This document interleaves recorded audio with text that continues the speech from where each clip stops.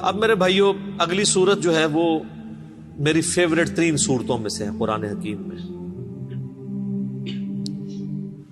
قیامت مضمر ہے جی صورت کے اندر. اس وقت امت کا سب سے بڑا مسئلہ یہی ہے. جو جامعہ ترمذی میں حدیث ہے کہ ہر امت کا کوئی نہ کوئی فتنہ ہے، اور میری امت کا فتنہ مال ہے. اور بخاری اور مسلم دونوں میں حدیث ہے، نبی علیہ السلام نے اپنی وفات سے 1 مہینہ پہلے شہدائے احد کے قبرستان میں جا کے ان کی قبروں کے اوپر جنازہ دوبارہ پڑھا. 8 سال کے بعد 3 ہجری میں غزوہ احد ہوا اور 11 ہجری میں نبی علیہ السلام کی وفات ہوئی. تو آپ نے اپنی وفات سے 1 مہینہ پہلے وہاں پہ خطبہ دیا. میں نے کربلا والے ریسرچ پیپر میں خطبہ ڈالا بھی ہوا ہے. آپ علیہ السلام نے قبرستان میں خطبہ دیا عبرت کے لیے کہ مرنے کے بعد سب نے ادھر ہی آنا ہے. چونکہ آپ بھی دنیا سے جا رہے تھے، آپ کو اللہ نے بتا دیا. اور حدیث کے الفاظ ہیں، عقبہ بن عامر کہتے ہیں کہ میں نے آخری دفعہ رسول اللہ کو ممبر پہ اسی دن دیکھا تھا. اس کے بعد میں نے حضور کو ممبر پہ چڑھے ہوئے نہیں دیکھا. آپ فرمایا، لوگوں، اللہ تعالیٰ نے مجھے اپنا حوض کوثر یہیں پہ دکھا دیا ہے. اس وقت میرا ممبر میرے حوض کوثر پہ لگا ہے. میں تمہارا پیش رو ہوں، یعنی میں آگے جانے والا ہوں، تم میرے بعد میرے پیچھے آؤ گے. ظاہر ہے نبی علیہ السلام نے ایک دعوت کھڑی کی تھی، اتنی محنت سے اپنی ایک ٹیم تیار کی تھی. اب دنیا تو ظاہر ہر بندے نے چھوڑ کے جانا ہے، تو آپ کو یہ ٹینشن بھی تھی کہ میں جو پیچھے لوگ چھوڑ کے جا رہا ہوں ان کو آخری درجے تک وصیت کر جاؤں کہ میرے بعد تمہیں خطرہ کن کن چیزوں سے. آپ نے فرمایا، مجھے اپنے بعد تم سے یہ ڈر نہیں کہ تم دوبارہ سے بت پرستی میں مبتلا ہو جاؤ، شرک کرنے لگ پڑو. یہ تو مجھے کانفیڈنس ہے کہ تم، یعنی اپنے صحابہ کے بارے میں آپ کو ایک گارنٹی تھی، تربیت یافتہ جو لوگ تھے، کہ یہ شرک میں مبتلا نہیں ہوں گے. البتہ مجھے یہ ڈر ہے کہ تم میرے بعد دنیا کے مال میں پھنس جاؤ گے اور دنیا کے خزانے تمہارے لیے کھول دیے جائیں گے. نبی علیہ السلام نے تو اپنی وفات تک فقر ہی دیکھا تھا. بخاری اور مسلم دونوں میں حدیث ہے، اما عائشہ کہتی ہیں کہ نبی علیہ السلام کی وفات تک ہماری یہ حالت تھی. بعض اوقات 1 مہینہ، بعض اوقات 2، بعض اوقات 3 مہینے تک ہمارے گھر میں چولہا نہیں جلتا تھا، کوئی پکانے کے لیے چیز نہیں ہوتی تھی. 2 کالی چیزوں پہ گزارا ہوتا تھا، ایک کھجور اور دوسرا پانی. اور کھجوریں بھی کو ٹن نہیں، 2 کھجوریں اور ایک میٹھا پانی کا پیالہ صبح کے وقت، اور 2 کھجوریں اور 1 پانی کا پیالہ میٹھا شام کے وقت. کیونکہ میٹھا پانی وہاں پہ ایشو تھا ریگستان میں. آج بھی آپ ذرا ریگستانی علاقوں میں چلے جائیں تو کتنے کلومیٹرز پیدل سفر کر کے، وہاں کی تو زندگی میں ایشو ہی یہی ہے کہ پانی بھر کے لانا ہے 8 کلومیٹر سے، اور آپ نے آٹا جو ہے چکی میں پیس کے بس روٹی پکانی. یہ ٹوٹل لوگوں کی زندگی ہے. یہ جو آپ یاشیاں جو نیٹ پہ یوٹیوب پہ بیٹھے رہتے ہیں اور فیس بک پہ، یہ تو وہاں کے مسئلے ہی نہیں ہیں. وہاں کے تو مسئلے ہی کچھ اور ہیں. تو اس زمانے میں نبی علیہ السلام کے مبارک زمانے، اما عائشہ کہتی ہیں کہ یعنی آپ علیہ السلام اور آپ کے گھر والوں کا گزارا کالی چیزوں پہ ہوتا تھا. اب ظاہر نبی علیہ السلام کو ٹینشن تو تھی کہ میرے بعد جب دنیا کے خزانے کھول دیے جائیں گے. تو مسلم شریف کے آگے الفاظ ہیں اس شہدائے احد والے قبرستان میں جو خطبے میں آپ نے فرمایا کہ مجھے خطرہ ہے کہ تم دنیا کے مال میں پھنس جاؤ گے، دنیا کی محبت میں ایک دوسرے کو قتل کرو گے، حتیٰ کہ تم بھی تباہ و برباد کر دیے جاؤ گے جس طرح تم سے اگلی امتیں برباد کر دی گئی. اور وہی ہوا ہے. آپ دیکھ 30 سال ہی سکون سے گزرے ہیں، وہ بھی بمشکل. اور اس کے بعد کیا ہوا ہے امت کے ساتھ؟ پھر اسلام کا عروج تو نیچے ہی آیا ہے، مسلمانوں کا عروج اوپر گیا. ظاہر ہے سپر پاور تھی، اس کا ایکسپلوژن تھا. جب بھی آج امریکہ سپر پاور ہے تو سر وہ بھی بدماشی کر رہا ہے. اس وقت ہم سپر پاور تھے، ہم بھی کسی کو کھنگن نہیں دے دیں، ٹھیک ہے. تو وہ ایک سپر پاور کا ایکسپلوژن تھا. اسلامی حکومتیں نہیں تھی، مسلمان حکومتیں تھیں. کس کی جرت ہے کہ وہ کہہ دے گے جو سلطنت مغلیہ کی حکومت اسلامی حکومت تھی؟ میرا خود تعلق مغلیہ خاندان سے ہے، میں کیسے یہ کہہ دوں؟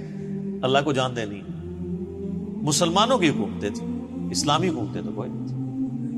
نہ سلطنت عثمانیہ جو ہے وہ اسلامی حکومت تھی، مسلمانوں کی حکومت تھی. تو آپ علیہ السلام کو بتا دیا گیا کہ فتنہ مال ہے. یہ صورت اسی فتنے کو ایڈریس کرتی ہے. اور بخاری اور مسلم دونوں میں ایک حدیث موجود ہے متفقن علیہ کہ نبی علیہ السلام نے یہی صورت پوری تلاوت کی. پوری صورت پڑھنے کے بعد کہا کہ آدمی کہتا ہے میرا مال میرا مال میرا مال، یہی کہتے کہتے مر جاتا ہے. حالانکہ تیرا مال تو وہ ہے جو تو نے کھا پی لیا، یا پہن کر بوسیدہ کر لیا کپڑے، یا آخرت میں اللہ کے لیے بھیج کے، اللہ کی راہ میں خرچ کر کے اپنے لیے سٹور کر لیا، یعنی جو اللہ کی راہ میں خرچ کرتے ہو یہ تمہارا مال ہے، باقی تو تیرے وارثوں کا مال ہے۔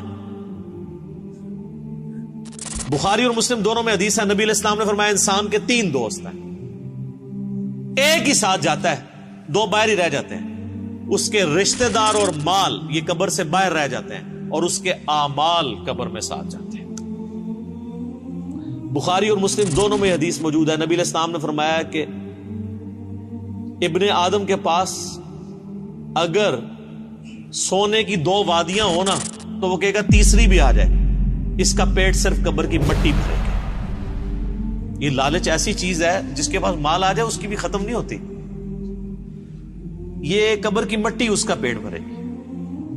یہ ساری حدیثیں بخاری مسلم میں جتنی میں بیان کر رہا ہوں، باہر کی کتابوں سے، اور یہ تقریباً آلموسٹ 17 رکت انگیز حدیثیں میں نے مسئلہ نمبر 51 میں ریکارڈ کروائی ہیں۔ رزق حرام کی مذمت، دنیا پرستی کا انجام اور اس کا علاج۔ 11 آیات قرآن حکیم سے کراس ریفرنس کے طور پہ پیش کی، جس میں میں نے یہ صورت بھی ڈسکس کی تھی، اور 17 احادیث بخاری اور مسلم سے۔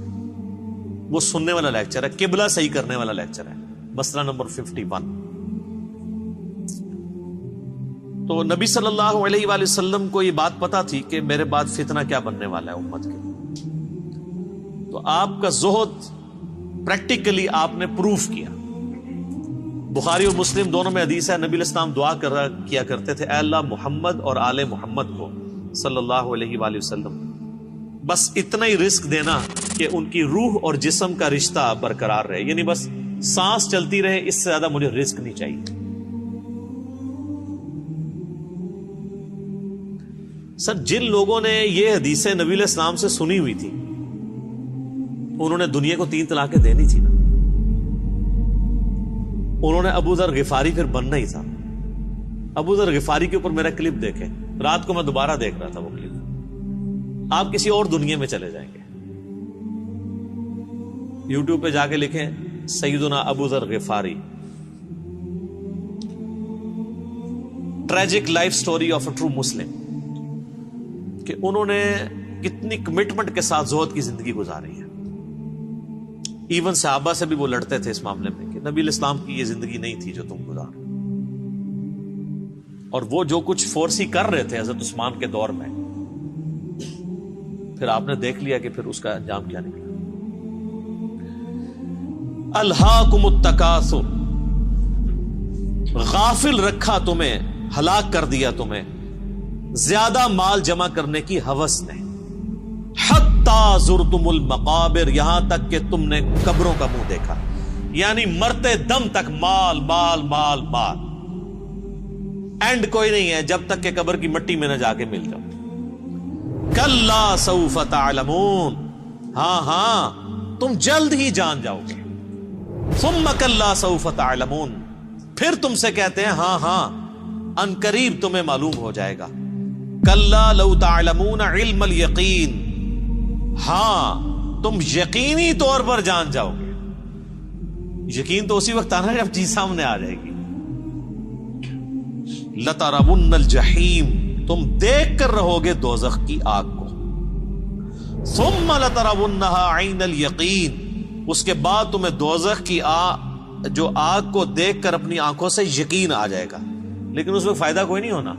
ثم لتسألن یومئذ عن النعیم، اس دن پھر تم سے اللہ تعالیٰ ہر اس نعمت کے بارے میں پوچھے گا جو اس نے دنیا میں تمہیں وہ نعمت دی تھی۔ آنکھ، کان، عقل، یہ ساری چیزیں دی تھی، ان کو یوٹیلائز کر کے اللہ کی اطاعت کیوں نہیں اختیار کی؟ ایک ایک نعمت کے بارے میں پوچھا جائے گا۔ یہ ٹرمنالوجیز بھی تصوف کے ہاں تو بہت یوز ہوتی ہیں، علم الیقین، عین الیقین اور حق الیقین۔ وہ کہتے ہیں علم الیقین کی تو ہم زندگی گزار رہے ہیں، یعنی ہمیں وحی کے ذریعے یہ علم حاصل ہو گیا ہے کہ مرنے کے بعد اللہ کے حضور پیش ہونا ہے۔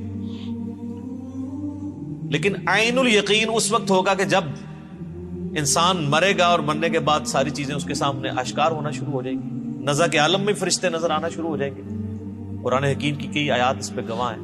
مسئلہ 117A اور 117B عذاب قبر کے اوپر میں نے ریکارڈ کرایا، اس میں آپ دیکھ سکتے ہیں.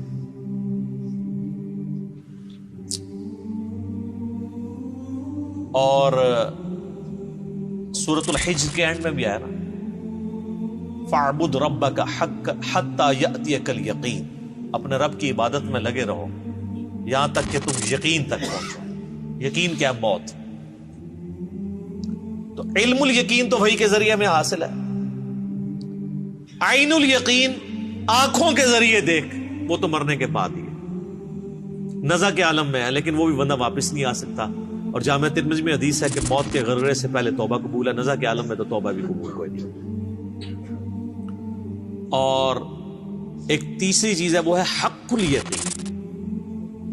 حق الیقین اللہ نہ کرے کہ اس تک نوبت آئے. حق الیقین یہ کہ جب کسی کو آگ میں پھینک دیا جائے گا نا، پھر اسے حق الیقین ہو جائے گا جب اس کا جسم جلے گا. دنیا میں بھی آپ دیکھ لیں، اگر ہم کہیں کہ جی وہ فلاں جگہ پہ دھواں اٹھ رہا ہے، آگ لگی ہوئی ہے، تو یہ کیا ہوگا؟ علم الیقین، کیونکہ آثار بتا رہے ہیں کہ آگ لگی ہے. پھر آپ قریب چلے جائیں اور آگ نظر آ جائے تو اسے کہا جائے گا عین الیقین، آنکھ سے دیکھ لیا. اور اگر زیادہ تسلی کرنی ہے تو بیچ میں ہاتھ ڈال دیں، تو جب ہاتھ جلے گا نا تو حق الیقین ہو جائے گا. تو یہ اللہ تعالیٰ ہمارا ہے کہ تم عنقریب تم اپنی آنکھوں سے بھی دیکھ لو گے اور اس یقین کے عالم تک بھی پہنچو گے. آج جو تم ہمارے پیغمبر کی دعوت کو جھٹلا رہے ہو، تو ایک وقت آنے والا ہے کہ ساری چیزیں کھل کے تمہارے سامنے آ جائیں. اللہم من احییتہ منا فاحیہ علی الاسلام ومن توفیتہ منا فتوفہ علی الایمان. اللہم ثبتنا علی الایمان، اللہم ثبتنا علی القرآن، اللہم ثبتنا علی الاسلام. اللہم اجرنا من النار، اللہم اجرنا من النار، اللہم اجرنا من النار. آمین.